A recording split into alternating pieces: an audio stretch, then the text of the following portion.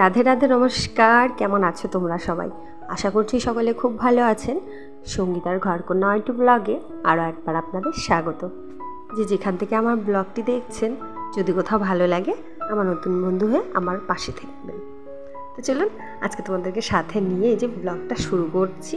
সকাল সকাল প্রতিদিনের রুটিন যা হয়, বিছানা গোছানো, ঘর ঝাড়ু দেওয়া, এগুলো তো আমাদের নারীদের নিত্যদিনের কাজ, এগুলো তো করতেই হবে।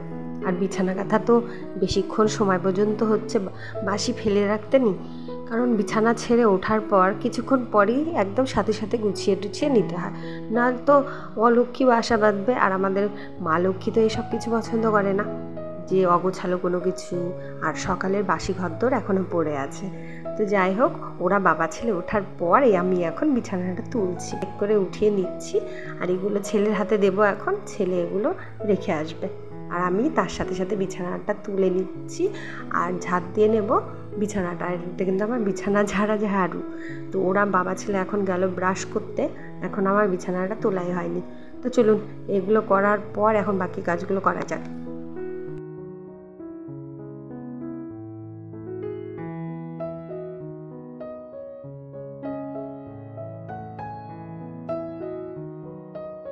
সকাল সকাল ঘুম থেকে উঠে একটুকু টাইমের মধ্যে কিভাবে কাজগুলো গুছিয়ে নেওয়া যায় যত তাড়াতাড়ি সম্ভব।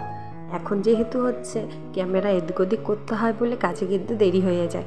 আগে আমি কি করতাম, একদিকে ঘর ঝাড় দিতাম আর রান্নাঘরটা সবার প্রথমে ঝাড়টা দিয়ে কাপড় চোপড় ছেড়ে কী করতাম, আগে রান্না চাপিয়ে দিয়ে এদিকে ঘরগুলো ঝাড়ু দিতাম। আর ওরা তো বাবা ছেলে ঘুম থেকে উঠতোই না, সেই ওরা ওঠার আগে আগে আমার রান্না বান্না ঘর ঝাড়ু দেওয়া সব হয়ে যেত। যখন ওরা উঠতো তখন আমি স্নান করে পুজোয় বসেছিলি, এরকম হতো। আর এখন অনেকটা সময় লেগে যায় এই কাজগুলো করতে, কিন্তু তাও তাড়াতাড়ি করার চেষ্টা করি। আর আজকে যেহেতু হাটের দিন, এই যে এখানে সিঙ্গারা সবজি বানাতে বসে গেছে বাবা আর আপনাদের দাদাভাই। আর এখানে ফ্যানটা চালিয়ে দিচ্ছি, কারণ প্রচণ্ড গরম, কেউ আর এত গরমে থাকতে পারছে না। আর এই যে ওভেনটা মুছে নিচ্ছি, কারণ না রাত্রিবেলার একটু নোংরা টোংরা তো পড়ে থাকে।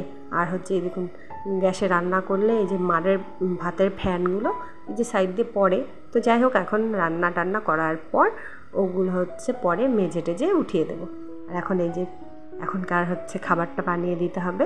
ছেলে অনেকক্ষণ থেকে খেতে যাচ্ছিল, শুধু ওর জন্যই আজকে বানাবো। আপনাদের দাদাভাই খাবে না, তো শুধু চাটাও করবো আমার জন্য।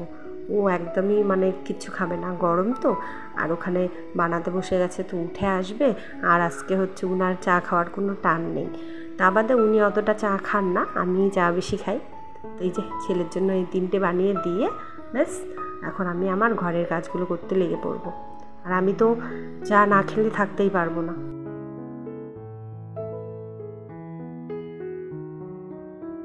আজকে রান্নায় চাপিয়েছি ডাল, আর এখানে বসিয়েছি আলু সেদ্ধ।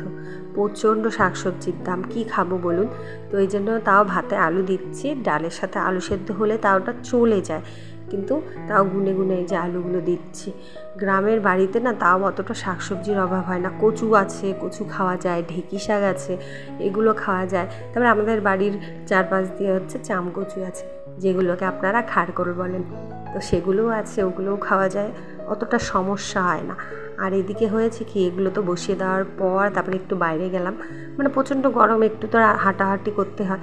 তো দেখুন আকাশটা ভালো লাগছিল বলে আপনাদের সাথে শেয়ার করলাম। আর এই যে আমাদের গরুটা দেখুন ছুট্টে বাড়িতে চলে আসছে, প্রচণ্ড জল পিপাসা হয়েছে। পশুগুলোও তো বলতে তো পারে না, ব্যাস ছেড়ে দেওয়ার সাথে সাথেই একদম বাড়ি চলে আসলো, সকালবেলায় কিন্তু এখন। হ্যাঁ, তো দেখুন একদম গরুগুলোরও একদম গরমের দম বাড়িয়ে যাচ্ছে। আর এই যে গাছের ফুলগুলো, আর এগুলো কি জানেন, এগুলো পাট শাক।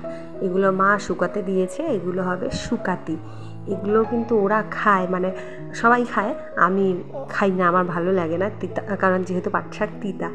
তো চলুন এগুলো দিয়েও কিন্তু রান্নাবান্না হয়। এখন চলে আসলাম আমাদের গোপাল সোনার সেবা করতে। ওনাকে এই যে সাজিয়ে গুছিয়ে দিয়ে আসনে বসিয়ে দিয়েছি। আর আমার ঘরের পুজোটা আমি করে নিচ্ছি। আপনাদের দাদাভাই কিন্তু চলে গেছে দোকানে। গোপালের এই যে সেবা করার আগে আমি কিন্তু সব কিছু এই যে ঠাকুরদেরকে ভালোভাবে সাজিয়ে নিচ্ছি। আর আমার গোপালের যে আমি পুজো করি, গোপালের পাঁচালিটা একদিন তোমাদের সাথে শেয়ার করব। গোপালের ভক্তদেরকে গোপাল কিভাবে আশ্রয় দেয়, কিভাবে পরীক্ষা নেয়, কত কষ্ট আর কত কঠোরভাবে গোপালের হচ্ছে পুজোটা করতে হয়। আমরা কিন্তু গোপালের যে সেবা করি, আমি কিন্তু ছোটোবেলার থেকেই করি। কারণ আমাদের বাড়িতে প্রতি অঘ্রাণ মাসে বড় করে গোপাল পূজা হয়। গোটা পাড়াটা শুদ্ধ সবাই করে, প্রতিটা বাড়িতেই হয়। আমাদের ওখানকার পাড়ার প্রতিটা বাড়িতেই গোপাল আছে, যারা যারা করে। তো চলুন এখন পুজোটা দিয়ে নিই, আর গোপাল সোনা পাঁচালিটা অন্য কোনো দিন তোমাদের সাথে শেয়ার করব। আর আজকে দিচ্ছি গোপালকে এই যে আমের ভোগ। আমের ভোগই তো প্রায়শই দিচ্ছি, কারণ যেহেতু আমই আসে বেশিরভাগ বাড়িতে। আর কোনো দিন হঠাৎ সন্দেশ আর আপেল, তারপর মৌসুমি ফল এগুলোও আসে, কিন্তু আমটা এখন আপাতত বেশি আসছে। কিন্তু আমের সিজন কিন্তু চলেই যাচ্ছে, কয়েকদিন পর আম আসাটাও বন্ধই হয়ে যাবে, এত প্রচণ্ড গরম। তো চলুন এই যে সব কিছু সাজিয়ে গুছিয়ে দিয়েছি ইনাদেরকে। আর এখন এই যে জলশঙ্কে জল দিলাম। প্রতিদিন জলশঙ্কর পুজো করা অত্যন্ত ভালো, সেটা আমরা সবাই জানি। আর হ্যাঁ, গোপালকে যখন স্নান করানো হয়, গোপালকে জলশঙ্খ দিয়ে স্নান করালে অনেক পুণ্যফল লাভ হয়। আর এই জলশঙ্খ দিয়েও গোপালের আরতি করতে হয়, সেটা করা খুব ভালো। গোপাল এইসব জিনিস খুব ভালোবাসে। আর এই যে আমাদের সোনাটাকে খাইয়ে দিচ্ছি, কারণ তিনি তো একা একা খাবেন না, তার আগে তাকে খাইয়ে দিচ্ছি। আর গোপালের কিছু কিছু মন্ত্র আছে যেগুলো আমি নতুন শিখেছি, তো সেগুলো জপ করি। আর আমি কিন্তু প্রতিদিন সন্ধ্যা দেওয়ার সময় আমি গীতার মাহাত্ম্য পাঠ করি। সেটা এখনকার কথা না, সেটা হচ্ছে প্রায় এই 10 বছর ধরে করছি। মানে যবের থেকে শিখেছি তবে থেকে করছি। আগে তো দেখে দেখে বলতাম, কারণ আগে তো না দেখে মুখস্থ ছিল না। আগে হচ্ছে দেখে দেখে বলতাম প্রতি সন্ধ্যাবেলা করে, আর এখন বলতে বলতে বলতে একদম মুখস্থ হয়ে গেছে। এখন না দেখেই আমি ভগবানের সামনে সেটা হচ্ছে পাঠ করি, কিন্তু সন্ধ্যাবেলা, দিনের বেলা হয় না। দিনের বেলা পাঠ করি না, কারণ সময় হয় না। পুজো দিয়ে ওঠার পর অন্য কাজগুলো করতে হয়।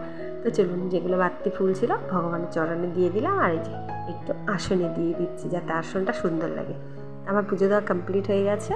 আর পুজোটা তোমাদের কেমন লাগছে তোমরা অবশ্যই জানাবেন। আর তোমাদের কার কী প্রশ্ন আছে তোমরা করতে পারো। আর এই কদিন ব্লগ না দেওয়ার কারণ হচ্ছে প্রচণ্ড গরম। ভাবি এখন ছাড়বো ব্লগটা, এখন দিব করতে করতে আর হয়ে ওঠে না। মানে ভালোই লাগছে না, এত অতিরিক্ত গরম, শরীরের চামড়া পর্যন্ত মনে হয় জ্বলে যাচ্ছে। তো এই যে ব্লগগুলো করে রেখেছিলাম বলে তোমাদের সাথে শেয়ার করতে পারলাম, নতুবা পারতাম না। তো চলুন, পুজো দেওয়া কমপ্লিট। আর এই দেখুন এখন গজা বানাতে বসে গেছে আপনাদের দাদাভাই। কম গরম, দেখুন পিছনে ফ্যান, এখানে ফ্যানের নিচে সবাই বসে আছে, এদিকে করছি রান্না, তো কি কোনো উপায় নেই। আর এগুলো দেখুন পাটশলা, আমার শাশুড়ি মা ছিলে নিয়ে এসেছে গ্রামের বাড়িতে যা হয় পাট ছুলতে গিয়ে এই কদিন থেকে। আর আকাশ পুরো মেঘ, মনে হয় বৃষ্টি আসবে, কিন্তু বৃষ্টির কোনো নাম পাত্তা নেই। মানে প্রচণ্ড ভ্যাপসা একটা গরম। তো যাই হোক, হলো হাওয়ার আশায় এখানে বাইরে দাঁড়িয়ে আছি, হাওয়া বাতাস যদি হয়। তো আজকে ব্লগটা এখানে শেষ করছি। সবাই ভালো থাকবে, সুস্থ থাকবে, সাবধানে থাকবে। এই গরমের মধ্যে একদম সাবধানে। আশেপাশে কিন্তু আমাদের সাপের উপদ্রব খুবই বেড়েছে। তো আকাশ ঘন কালো হয়ে এসে বৃষ্টি হলে একটু ভালোই হয়। চলুন আজকে ব্লগটা এখানে শেষ করছি। সবাই ভালো থাকবে, সুস্থ থাকবে, সাবধানে থাকবে। দেখা হচ্ছে কালকে একটা নতুন ব্লগে। টাটা, রাধে রাধে।